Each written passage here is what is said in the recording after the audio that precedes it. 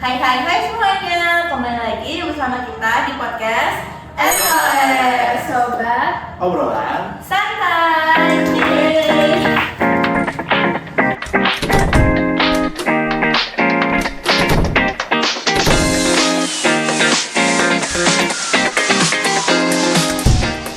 Nah, ini kita sapa nggak sih sobat-sobat yang lagi nonton di rumah? Bener banget tuh Ra. Nah, sobat-sobat sekalian gimana nih kabarnya? Pasti lagi baik-baik aja gak sih? Nah, tanpa berlama-lama lagi, kita langsung aja masuk ke topik yang paling ditungguin oleh sobat-sobat di rumah. Topik apa tuh Ra? Jadi kita bakal ngebawain TBK, topik bedah kota. Kira-kira kita mau bawain kota apa sih guys? Kota apa ya?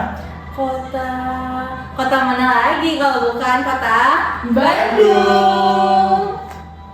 Emang di Bandung ada apa sih guys? Di Bandung. Di Bandung, di sana. Stop. Kita kan membahas topik. Lupa guys, sorry. Oke, jadi di Bandung itu kita punya Braga, Asia Afrika. Ya tempat nongkrong anak muda sih. Tapi yang paling penting bukan itu nggak sih, Ra? Loh, emang apa? Di Bandung kan ada kampus top 3. Oh, isu. Oke, kita nggak ngebahas itu guys. Jadi sekarang itu kita mending ngebahas kondisi Bandung gak sih? Nah, soal kondisi kita tanyain aja nih langsung ke Kak Mai. Katanya nih Kak Mai, di Bandung itu lagi krisis banget nih. Kira-kira itu krisis apa sih? Iya bener banget nih Ra. Nih buat sobat-sobat yang di rumah, aku kasih tahu nih ya. Di data BPS terbaru, katanya itu kan di Bandung itu pusat pendidikan ya, yang kayak tadi Diri bilang. Oh, yang potong gitu ya? Iyalah, apalagi. Nah, gara-gara itu tuh yang bikin setiap tahun pasti ada ribuan mahasiswa yang datang buat belajar. Dampaknya tuh ternyata bukan di sektor pendidikan doang, tapi di sektor tenaga kerja tuh juga berimbas gitu loh. Oh, ada hubungan juga ya sama sektor tenaga kerja. Ada banget. Jadi semakin banyak penduduk usia produktif nih yang tinggal di sana, itu menyebabkan semakin besar pula potensi kerjanya. Itu yang nyebabin kenapa di Bandung tuh ada 1,37 juta jiwa. Gila, banyak banget sih. Iya kan? Banyak banget. Wah, banyak banget. Terus dari situ 68%-nya itu penduduk usia kerja aktif dan sedang mencari pekerjaan. Oh, berarti dominan yang lagi nyari kerja gitu ya? Iya bener banget. Kayak kita ini nanti. Iya sih, oh my god. Nah, masalahnya itu muncul ketika jumlah angkatan kerja yang besar itu nggak sesuai sama jumlah lapangan kerja yang ada di Mai. Loh, kok gitu? Nah iya, makanya tingkat pengangguran di Bandung itu masih tergolong besar, yaitu ada di angka 7,22%. Dan yang paling terdampaknya itu kelompok usia mudanya. Oh, jadi ini tuh bukan cuma soal jumlah penduduk ya, tapi juga masalah antara lulusan pendidikan sama kebutuhan di industri juga. Wah, ternyata jadi merembet kayak gini ya. Nah, fenomena itu sendiri sering disebut dengan skill mismatch, teman-teman. Apa? Skill mismatch? Skill mismatch. Kira-kira sobat-sobat ada yang tahu nggak nih skill mismatch itu apa? Nah, biar aku bantu jelasin ya. Skill mismatch itu merupakan ketidaksesuaian antara kemampuan lulusan dengan kebutuhan pasar kerja. Data sendiri menunjukkan bahwa lulusan SMA dan SMK menjadi penyumbang terbesar pengangguran, guys. Bahkan yang kuliah pun masih banyak yang nganggur. Loh, bukannya di Bandung punya fasilitas BCH, Bandung Creative Hub. Nah itu tuh bisa dimaksimalin nggak sih buat ruang pengembangan bisnis dan kerja kayak kita ini? Ya harusnya sih bisa banget ya. Iya, soalnya gini loh, kalau masalah terus dibiarin, nanti tuh dampaknya bakal serius juga buat perkembangan kota. Bener Karena banget. dampaknya itu bisa besar banget loh, guys. Dampaknya itu bisa berupa rendahnya daya serap tenaga kerja, pemborosan investasi pendidikan, sampai ke ancaman gagalnya bonus demografi. Nah, jadi berarti masalah ketenaga kerjaan di Bandung ini itu bukan cuma soal susah cari kerja, tapi juga berkaitan sama perencanaan kota dan juga kualitas SDM-nya. Bener banget. Oke Sobat Sobit, karena tadi itu kita udah dijelasin nih tentang kondisi aktualnya. Sekarang kita bakal fokus ke analisis masalahnya. Kak Mai, kira-kira sebenarnya tuh hubungan sebab akibat dari fenomena yang udah kita jelasin tadi itu kayak gimana sih?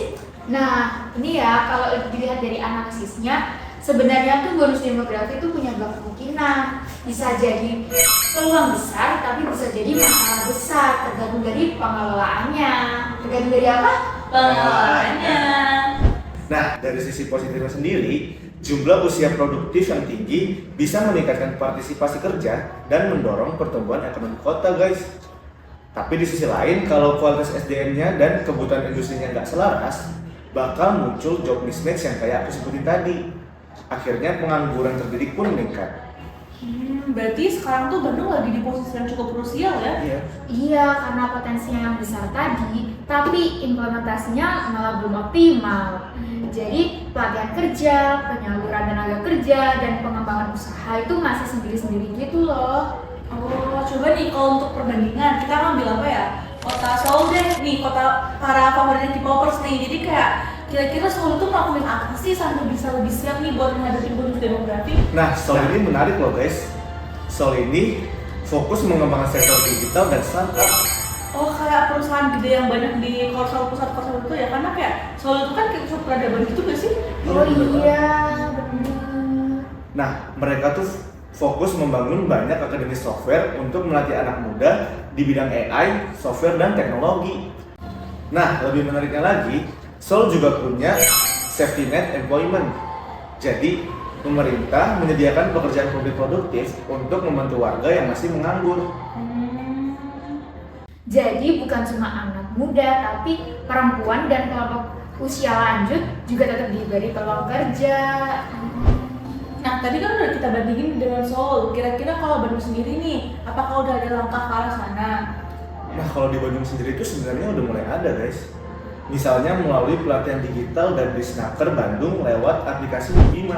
Apa? New Bima? Nah, jadi Kak Mai, New Bima itu tuh adalah Bandung Integrated Manpower Management Application yang merupakan aplikasi pelayanan publik di bidang ketenagakerjaan yang memang tuh dikhususkan buat pemerintah Kota Bandung. Oh, tapi nih ya guys, tauku di sana juga udah ada pelatihan kewirausahaan buat perempuan, UMKM, dan penyandang disabilitas. Selain itu, pemerintah sebenarnya juga udah ada kok program padat karya untuk menyerap tenaga kerja sementara. Nah, tapi ini tuh masih ada tantangan tersendiri loh, guys. Apa tuh?